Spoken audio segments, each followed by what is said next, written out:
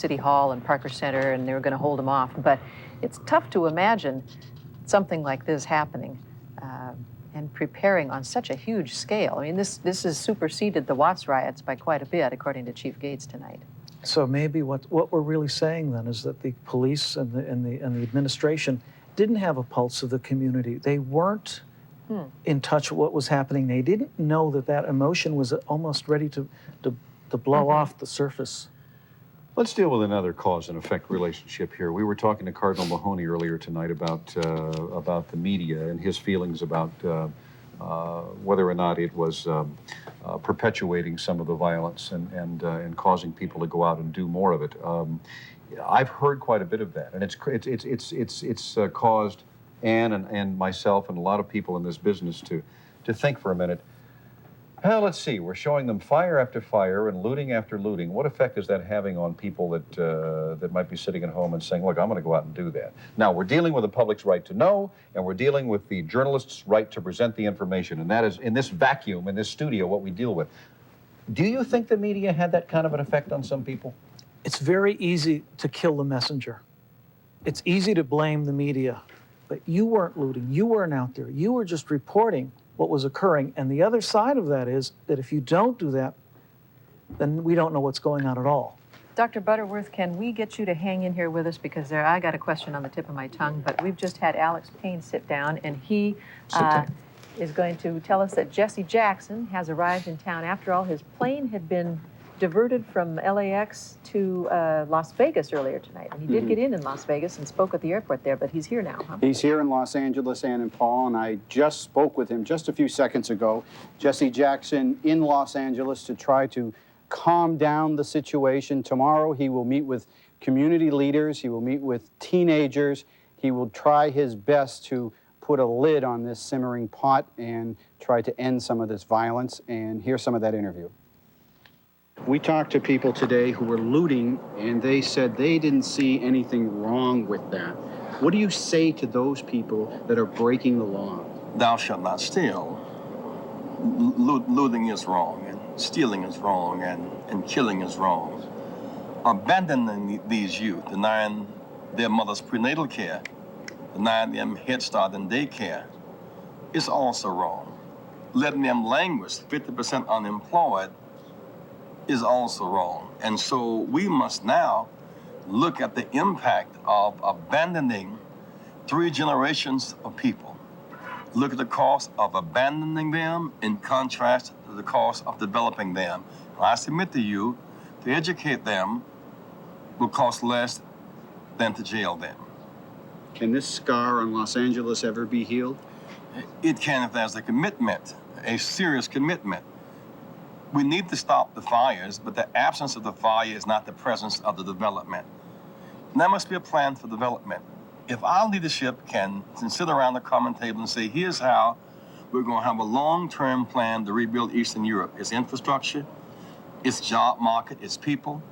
Here's a plan to bail out the Russians. Here's a plan to bail out the savings and loans thieves. What about a plan to bail out urban America? It's time for that. It's cost efficient, and it's morally right.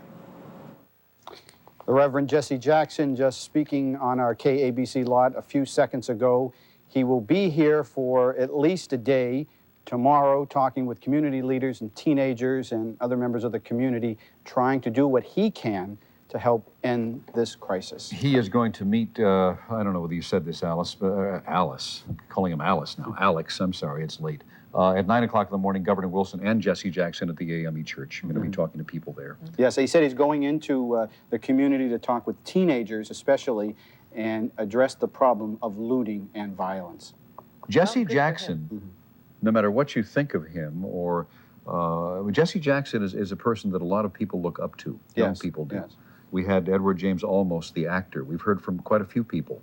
They are key right now, I would believe, in trying to bring this together. And as you know, the Reverend Jesse Jackson has, in the past, gone to areas of unrest, trouble spots, and his presence usually commands that respect and does some good. So hopefully it'll work tomorrow. He has been a voice of reason when things have been out of control, and so we'll be glad to have him here tomorrow. Thank you, Alex. Okay. Indeed. We've got some tape from San Francisco. We've been talking about it. Now we're going to show you some of the latest footage. Demonstrations, San Francisco's mayor declared a state of emergency tonight, imposed on a curfew that went into effect at 9 o'clock tonight, following a day of violent demonstrations and widespread looting in downtown San Francisco. We're looking right here at Union Square and listening to the protesters.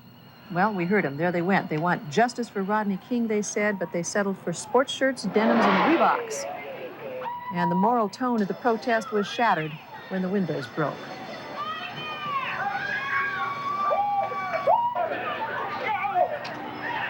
The handful of officers on in the streets there acted very quickly, as you can see, but they were outnumbered. We were speculating on that earlier tonight, and they were. They were outnumbered by the protesters.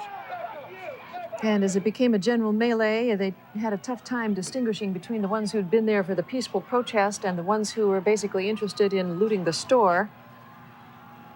And so they arrested quite a few people up there, as I understand. State of emergency is in effect tonight in the city of San Francisco. They had a rough day. 5 officers injured so far. Arrests number nearly 1,000. And the battle for control of the streets in San Francisco continues at this hour tonight. So things are not quiet up there yet. We have Rick Romero? Mike Moore. Mike Moore. Captain Mike has replaced Captain Ron. Right, okay. In Newscopter 7. I got all my my labels correct there. Captain Mike, good evening, good morning to you. We are looking at a scene that looks relatively quiet. Sir, is that what you see? Yes, Paul, that is definitely the case right now. We're approaching Hollywood, and there is very little activity, actually. Most of the fires seem to be smoldering and nothing really burning that heavily. So things are definitely calming down as time goes by tonight. Well, let's just drink in this picture of relative serenity and peacefulness, at least from your vantage point. It certainly is a contrast to the antithesis of what we saw last night, Mike. That's our feeling. How about yours? Oh, that's definitely the case, Paul. Last night, things were really going crazy, and then it seemed like it, as I watched TV earlier when I was resting. Today, it was things were really picking up and getting much worse. And it seems like as we get later in the evenings, things are calming down, and this is by far the most quiet.